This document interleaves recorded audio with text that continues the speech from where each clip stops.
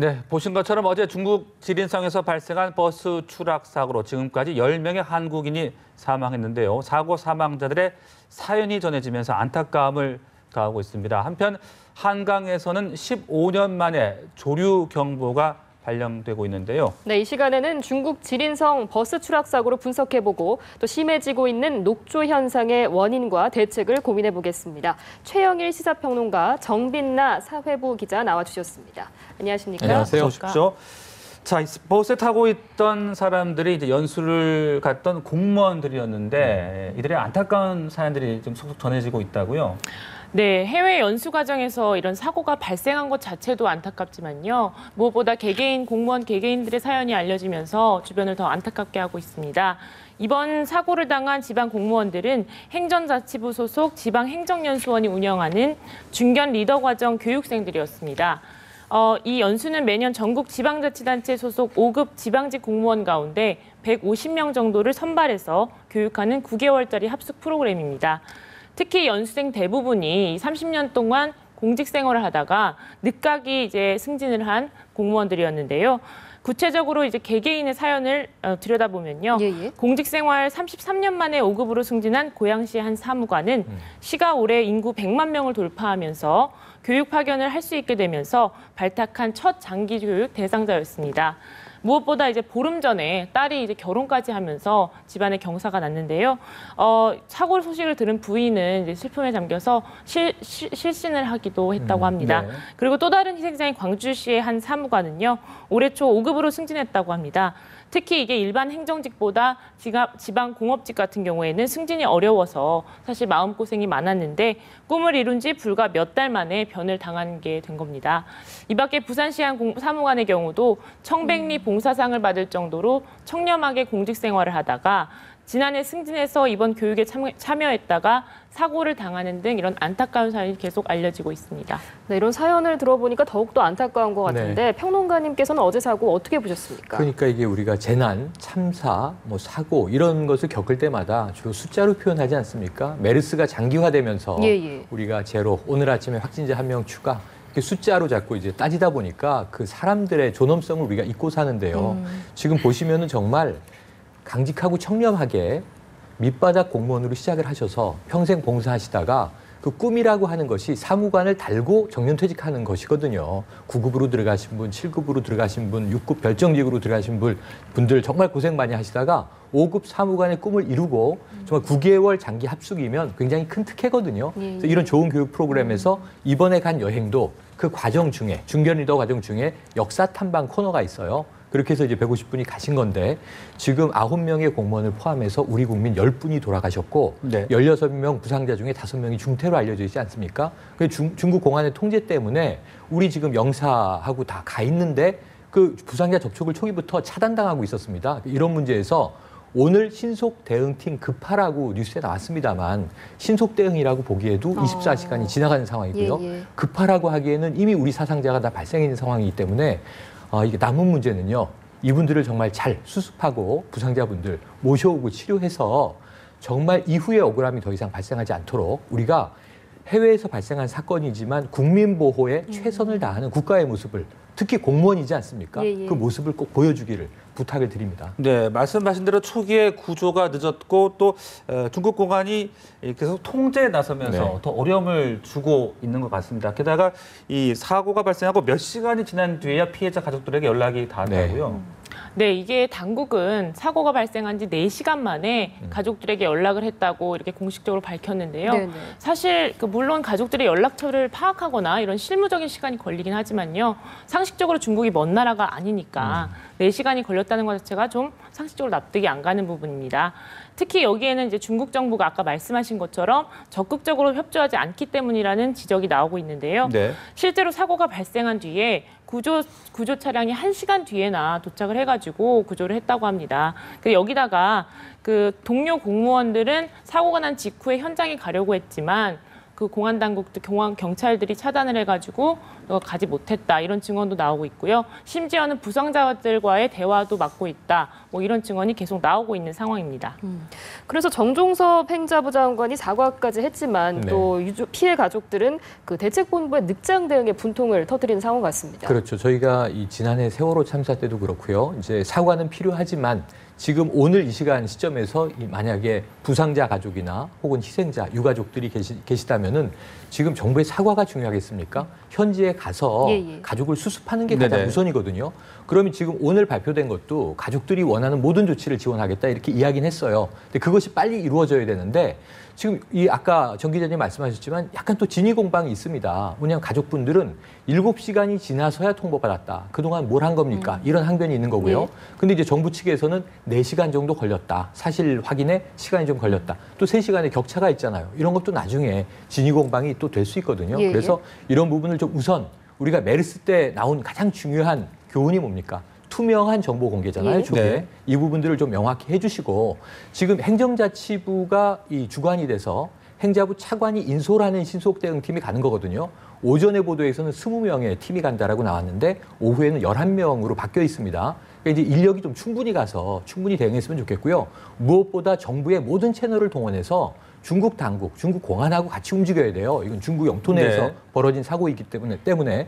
그리고 행자부가 왜 가냐 하면 주관부서가 될 수밖에 없는 게 그 산하의 지방행정연구원에서 운영한 프로그램이기 때문에 그런데 국민안전처도 가야죠. 그래서 제 생각에는 조금 종합적으로 사고에 대응하는 모습은 아직도 좀 우리 정부가 뒤늦어 보인다는 안타까움이 남습니다. 네, 이 사고의 원인도 좀 잘 밝혀져야 할 텐데 뭐 과속이나 졸음운전 등의 원인들이 지금 제기가 되고 있다고요? 네, 사실 해외에서 난 사고다 보니까 사고 원인을 밝히는 게 이제 간단치는 않습니다. 근데 이제 교육생들의 일단 정부도 교육생들의 증언을 토대로 지금 조사를 할 수밖에 없는 상황이거든요. 네. 근데 당시 이제 바로 사고가 난 버스 뒷차에 타고 있던 다른 동료 공무원에 따르면 버스가 직진을 하다가 다리에서 갑자기 꺾으면서 90도로 꺾으면서 추락했다 이렇게 얘기를 하고 있고요.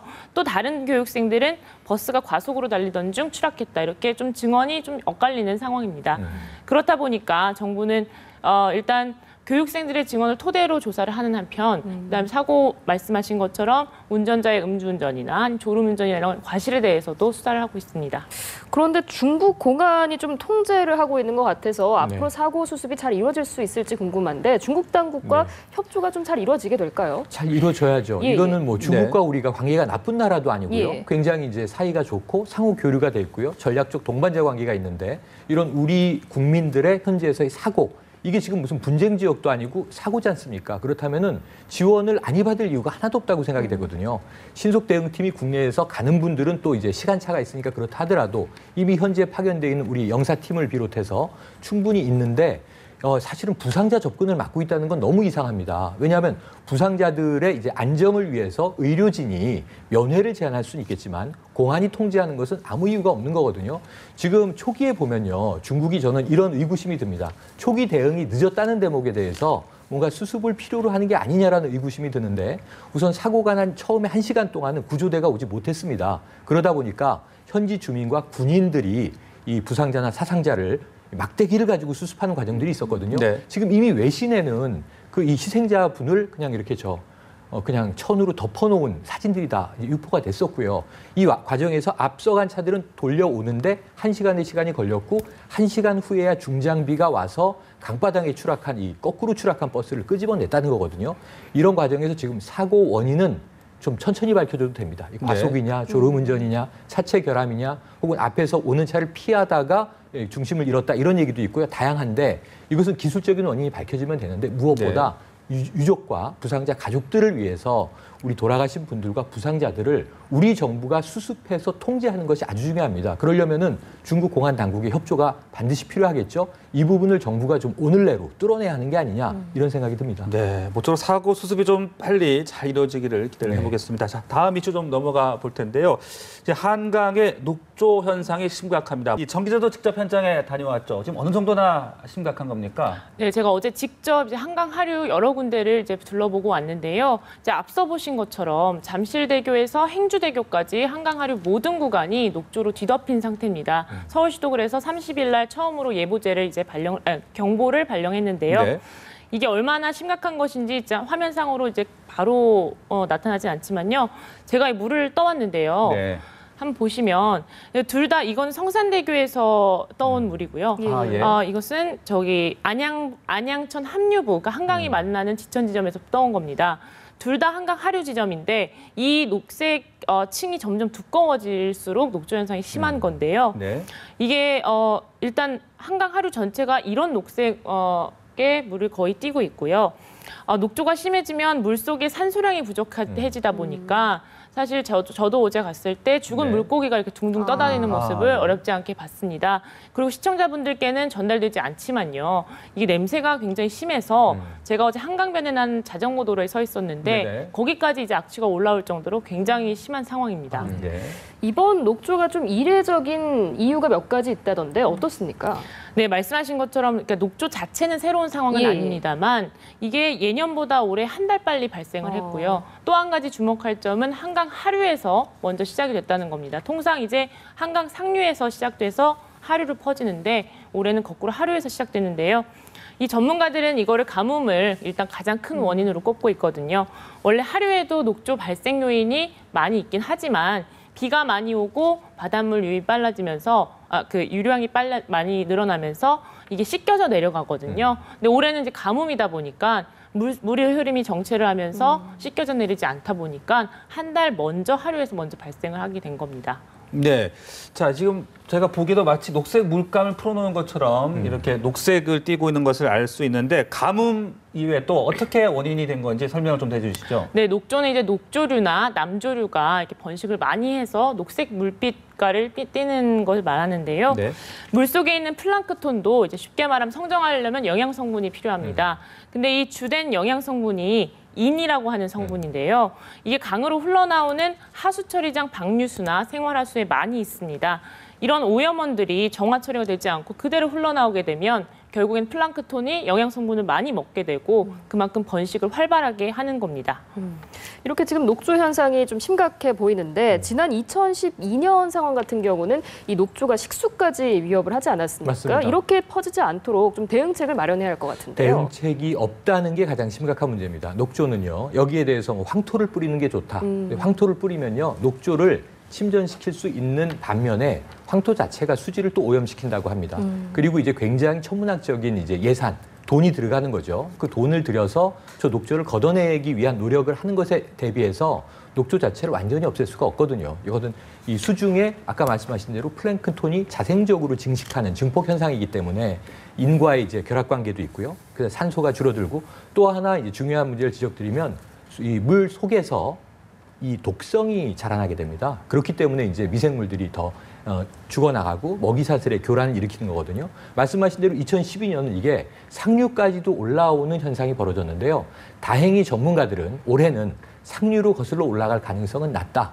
하지만 그럼에도 불구하고 중류에서 하류까지가 녹조로 뒤덮여 있는 상태에서는 한강의 이 순환 기능 자체가 막혀 있게 되는 거거든요. 그래서 가장 핵심적으로 중요한 것은 장마를 기다릴 수밖에 없다는 겁니다. 근데 여기에 우리가 또 인위적으로 뭐 예를 들면 4대강이라든가 유속을 느리게 하는 다른 문제들 때문에 과거에 비해서 10년 전, 5년 전에 비해서 더 이 녹조의 어떤 증식이 활발해져 있는 것 아니냐. 그래서 지금 가뭄인데 문제는 네. 도 안에는 물이 넘치는데 논에는 이제 물을 못 대고 있는 거지 않습니까? 이 상황에 하나 더해서 그 유속이 느려지거나 정체되어 있는 물이 녹조로 오염되고 있다는 점에서는 사실은 이게 어떤 이제 이 기능적인 순기능을 하는 것인가에 대해서 우리가 좀 정책적으로 원점부터 재검토해야 되는 것이 아닌가 이런 자성들이 많이 나오고 있는 상황입니다. 네, 그 말씀하신 대로 이제 상류까지 퍼질 가능성은 없는지 걱정이 좀 되고요. 또 시민들이 좀 유의해야 될 사항들도 있지 않겠습니까? 네, 말씀하신 것처럼 사실 제가 아까 말씀드린 대로 상류 문턱인 잠실대교까지 이제 녹조가 올라온 상황이어서요. 상수원도 오염 가능성을 배제할 수는 없는 상황입니다. 네네. 일단 말씀하신 것처럼 황토 같은 거는 일시적인 효과만 있기 때문에 네. 결국 이제 많은 양의 비가 내리는 것이 근본적인 이제 그렇죠. 해결책이 될 텐데요. 근데 문제는 다음 주 7일까지는 비 소식이 없는 그렇죠. 상태입니다. 그래서 이제 계속 녹조가 퍼지면서 서울시도 이 부분에 대해서 예의주시하고 있습니다. 서울 시민들이 마시는 수돗물에는 다행히 영향은 없다고 합니다. 이게 서울시가 고도 정화 처리 시설이라는 걸 갖췄기 때문에 네네. 정화가 돼서 마신 데는 문제가 없지만요. 네네. 이제 여름철이 되면 수상 활동 많이 하시잖아요. 이게 피부에 닿으면 염증을 또 유발할 수 있어서요. 그렇죠. 제가 예. 어저께도 가보니까 아직 수상 스키를 타시는 분들이 있던데 아하, 예. 그런 활동은 가급적 자제하시는 게 좋습니다. 이런 부분도 좀 유의를 해주셔야 할 것 같고요. 앞서서 평론가님께서 유속이 느려진 원인 중에 하나로 4대강 사업을 언급을 해주셨기 네. 때문에 이 부분에 대해서 저희가 또 어떻게 분석을 해봐야 할지 어떻게 보십니까? 그러니까 이게 좀 과학적인 역학조사가 명확히 필요합니다. 예, 예. 정말 뭐 4대강의 영향이 녹조 이 증식에 영향을 준 것인지는 그럼에도 불구하고 환경 관련 많은 시민단체들이 그러한 주장을 또 펼치고 있는 게 사실이거든요. 제일 좋은 것은 민관 합동조사팀을 꾸려서 명확하게 4대강 이전 이후에 녹조 현상에 대한 과학적인 역학조사를 하고요. 예, 예. 문제가 있다면 정말 앞으로 이 가뭄이 올해만 특별한 가뭄이 아니라 20년 이상 장기화될 수 있는 가뭄이고 우리가 물 부족 국가로 접어드는 지금 관문에 있다라고 하는 이제 위험성이거든요. 그렇다면은 만약에 이제 4대강의 공사 문제 때문에 녹조가 증식한 게 맞다라고 역학조사 결과 나오면 그것을 바로잡기 위한 또 다른 노력들이 필요한 게 사실이죠. 그래서 저는 그 무엇보다도 어떤 정치적인 공방보다는 과학적인 조사를 통해서 여기에 대한 원인과 또 어떤 대책을 명확하게 좀 규명하고 민관이 함께 실천해야 한다. 이렇게 좀 주장을 하고 싶습니다. 네, 알겠습니다. 두 분과 말씀 여기까지 듣겠습니다. 고맙습니다. 감사합니다. 고맙습니다.